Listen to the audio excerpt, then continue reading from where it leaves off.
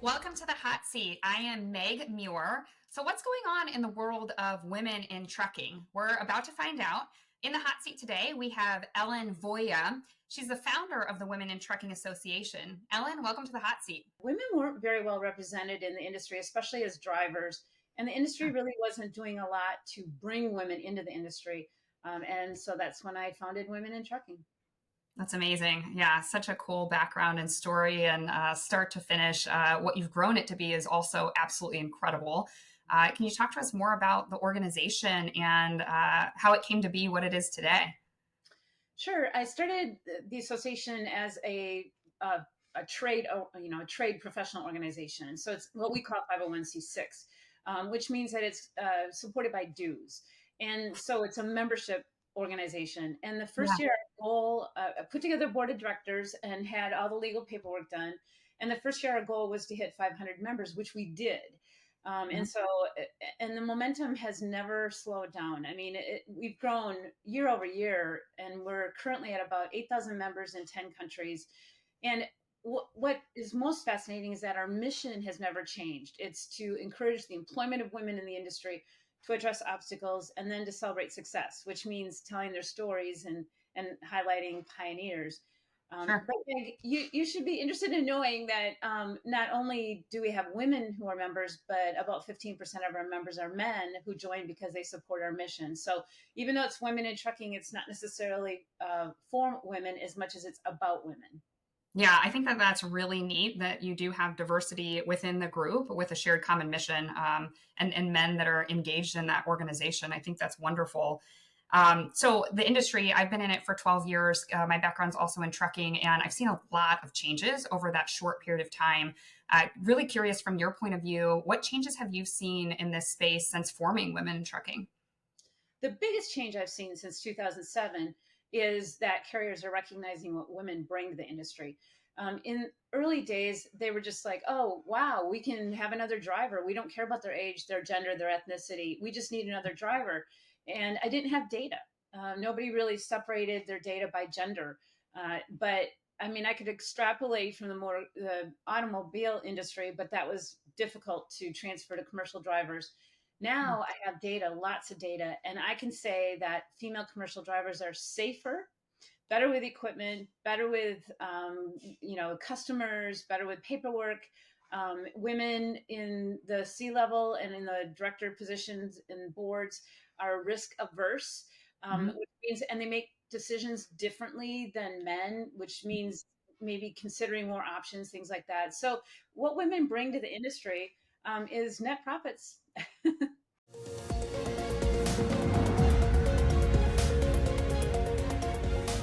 Welcome to In the Hot Seat with the Tenney Group. I'm Spencer Tenney.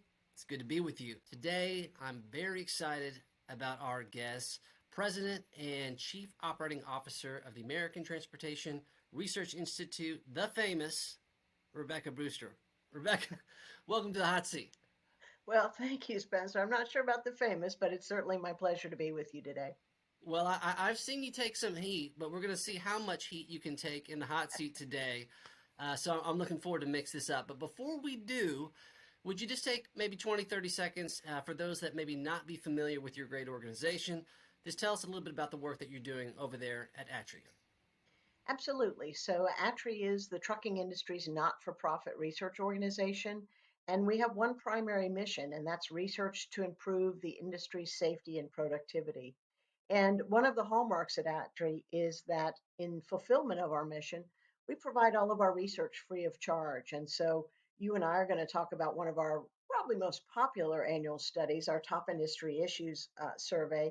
But we have a whole large portfolio of studies available on our website, from predicting truck crash involvement to multiple studies on the topic of truck parking to looking at the hours of service rules, CSA, workforce issues. So I would encourage folks to visit our website if they haven't, and check it out for themselves. And it's really easy to find us on the internet because it's what we do. It's truckingresearch.org. Well, what a URL! Hit the jackpot with that one, We and did. And I think we hit the jackpot with our guests, so let's jump right in. So let me set the stage here. I'm reading right off the report here. It says, given today's widespread economic challenges, it is imperative that supply chain stakeholders understand the interplay of the various issues confronting the trucking industry. I think that's what the issue is. It's like on any given day, there's so many challenges. So how do we make sense of all of it? And so tell us about the history of the report.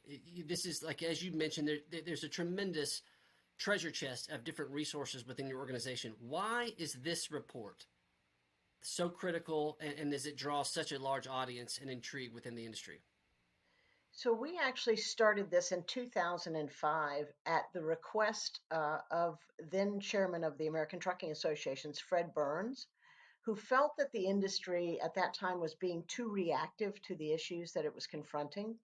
And he asked ATRI to develop a strategy to identify a little longer term what should the industry should be planning for. So we came up with this survey methodology, but what we found is people can really only focus on what's my pain right now. And so they responded to the survey with their most current pain points, and we ranked those pain points based on industry input.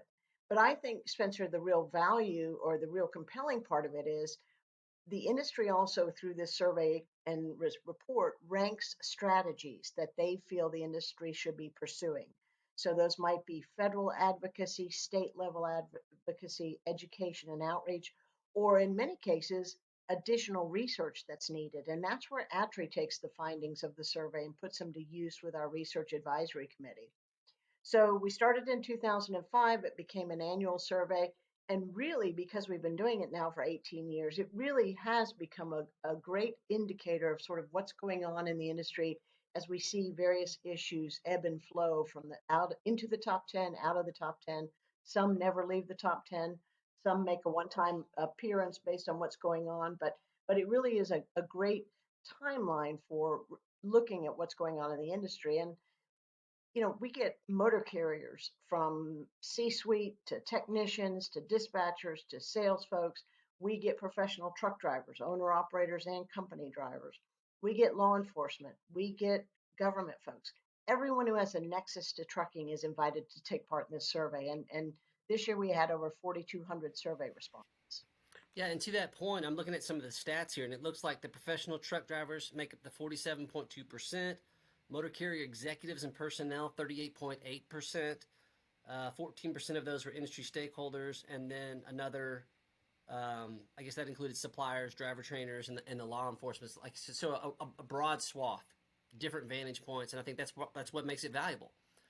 It is. It really is this year we had more driver participants than we've had to date, which I'm very gratified by because I think drivers now realize this is a way to have their collective voice heard, and probably on no topic more so than on truck parking, because it has repeatedly ranked high on the driver list. We've now seen even activity at the federal level and a recognition with uh, Congress and the USDOT that there needs to be a concerted effort on building out more truck parking capacity. 100%. And I want to jump into the top 10, but before I do, I just want to make this comment, and I think this is really fascinating, kind of where our worlds collide, us being in the M&A advisory space, because we joke internally on any given day, given the problem that our friends in the industry face, they could either be a buyer or they could be a seller. It just really depends on what's going on. And so I think that this report does a really good job of equipping business owners to navigate the best path for them, whatever that is moving forward. And so I really appreciate the information. So with that, would you share the top 10 for 2022 with us? Absolutely. So, number one, no surprise to anybody who has been to the gas station lately, fuel prices, and more specifically for the trucking industry, diesel prices, the number one issue in the industry.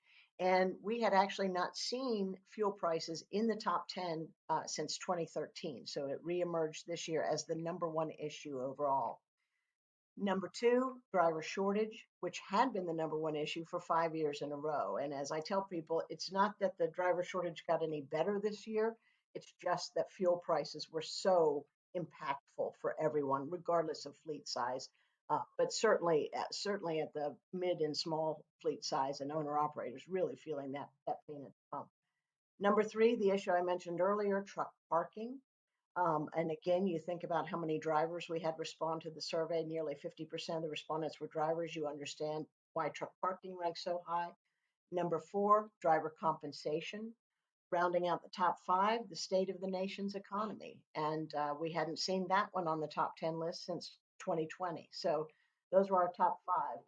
They're very interesting, but I also think that we'll call them the bottom five, but the next five are equally as interesting. So number six, detention delay at customer facilities, a big issue for drivers, but also a big productivity issue for fleets as they look at the efficiency of their driver workforce. Number seven, driver retention. Number eight, compliance, safety, and accountability, or CSA as it's known, the regulatory agency's framework for how they evaluate carrier safety. Number nine, a new entrant to the top 10. We'd never seen it before in the top 10, speed limiters.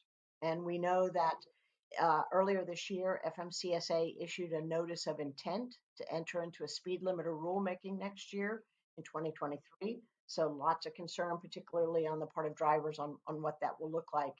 And then rounding out the top 10, lawsuit abuse reform, which came back into the top 10 list several years ago, as we've seen litigation against the trucking industry continue to take on frightening new levels.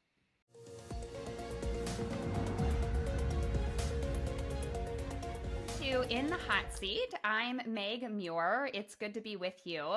Today we have a really special guest on the show. With me is Grace Sharkey. Grace is a proclaimed freight tech nerd, so I'm super excited to unpack that with you today, Grace. Let's talk a little bit about, and I'll just toss you a curveball here. And I also want to talk about future themes in 2024. So I'll start with the themes. There's a lot of great information coming out. Obviously, FreightWaves, your products, the way you aggregate data and your content, it's unbelievable. So let's start off talking about 2024 key themes that you're seeing, you're hearing about, your teams are talking about in terms of freight tech for next year.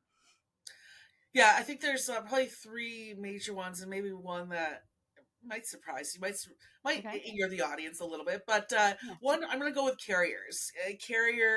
One of our top 25 companies this year was Best Pass, and I think that, and they're number 4. And I think that showcases the need to help these carriers get technology that will make them more efficient to get through the markets that we're seeing today. I don't think that we see anything coming back to quote unquote normal, however we want to even define that, until at least the summertime. And honestly, I'm probably a tad bit more pessimistic than most. But what we have seen here at FreightWaves is just honestly drivers not falling out of the market, which means that they are watching their pennies, doing everything that they know and have learned through the years of being in this industry to make sure that they survive. So imagine that with the added technology to make them even more, their cash flow even more positive, help them make better pricing decisions. I think we see that more and more, especially the pricing aspect now. I can't tell you how many times I've dealt with carriers or the broker just told me this lane's going for $1 a mile. But I think the carrier audience is starting to understand, well, that could have been a backhaul to get them to $4 a mile. They're starting to understand the dynamics a little bit more of the industry. So I think that makes them more better at investing in technology to make their businesses a lot more efficient. So companies like Best Pass, Relay, I think a lot of these payment systems, Duke AI, these like background systems that will help make sure that they get paid on time, that their paperwork is in order, that it's drivers not just sitting on a BOL for 3 weeks, and that revenue and that profit's not coming in. So I think we'll see a little bit more into the carrier side, and especially with all the risk analysis going on right now with fraud in the industry. They want to protect themselves more than ever. So anything that's going to prove that they're doing their job right, I think we'll see more investment in. I think the other one, and this kind of goes off of the or the carrier side, is just even more focus on payments, but with the risk aspect applied to it, right? So watching for fraud, making sure that the bills are coming in, that they're getting paid on time, especially on the logistics provider side. So of course, I think Triumph Pay is one of the biggest in our industry that's doing that. But you also see OTR solutions coming out with some really great technology. There's APRL is another really great company that I love to watch. Really smart team over there too. So Denim is another great one. The Transflow, right? I think watching these companies, I think are going to have a really fun 2024. Unfortunately, it's off the backs of people not having the great time in the logistics provider space, but I think those investments will start to really pay off. My last one, and honestly, this kind of came to me last night during the radio show. This is like a nice, fresh, hot take for everyone out there. Perfect. ESG initiatives, emissions calculating. I mean, we've got California that's got a lot of really strong regulations coming in next year. We have the SEC that's knocking on people's doors, asking for what their companies or global footprints are. And I think what people don't understand in this industry is that, sure, maybe someone like Anheuser-Busch has a huge team behind it who's doing this and this work and knows, what their direct emissions are. But when it comes to like the scope 3 and following the supply chain, I get very nervous that with carriers already having problems, that one day Walmart or someone's going to knock on your door and say, hey, to continue taking this load and contracting this load from us, we need you to send us a monthly emissions report on your business as a whole. And my fear is a lot of them are going to be like, what? Like, I don't even know where to start. I don't know how to calculate that accurately. And they'll get kicked out quickly, right? Like, and if anything, we've heard at least from Biden in the last couple of years, how much they want to 2030, right? These big goals that we set as a country to bring down our carbon footprint. And I just think the tech is so far behind right now where it needs to be.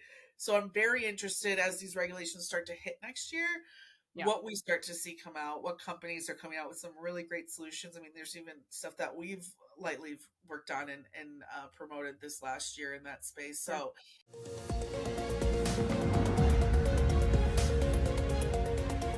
Welcome to In the Hot Seat with the Tenney Group. I'm Spencer Tenney. It's good to be with you. What in the heck is going on with the freight market right now? We're about to find out from our very special guest, President and CEO of TIA, and Reinke. Welcome to the Hot Seat. What are you seeing TIA membership? What are they doing in response to this expensive problem? Sure. So I would put it in 3 buckets. The first is the technology bucket. And this is one thing that's wonderful about our members is they're constantly adapting to new technology. They're not just sitting and hiding and worried about technology, robots taking over. So we have out there some technology solutions that are looking at a variety of data streams, essentially to provide a better picture of who it is that you're doing business with. And so they may look at insurance data or DMV data or what have you, but they're supplementing what is out there on the Federal Motor Carrier Safety Administration website, which is not always as helpful as it could be. So we have some technology that's trying to help you know the relationships, know the background of the people you're working with. There's also good old-fashioned calling people on the telephone. This is now coming back, which is unbelievable. I'm Gen X, so I'm used to talking to people on the telephone. Yeah. But, the generations behind me here, they probably don't. But now I think we're actually having our leadership tell these young folks on the line, make sure that you develop relationships. Know the people that you're doing business with. From a TIA perspective, what we're trying to do is educate. So we have a free course for our members that give you an education on, basically red flags, and as some people call them, black flags. We have a fraud task force that's it's putting its head around, all right, what can we do? Can we make sure that we're doing the best to ourselves, making sure that we are honorable partners in this? And what can we do from a technology side? So that's all the stuff that we're looking at.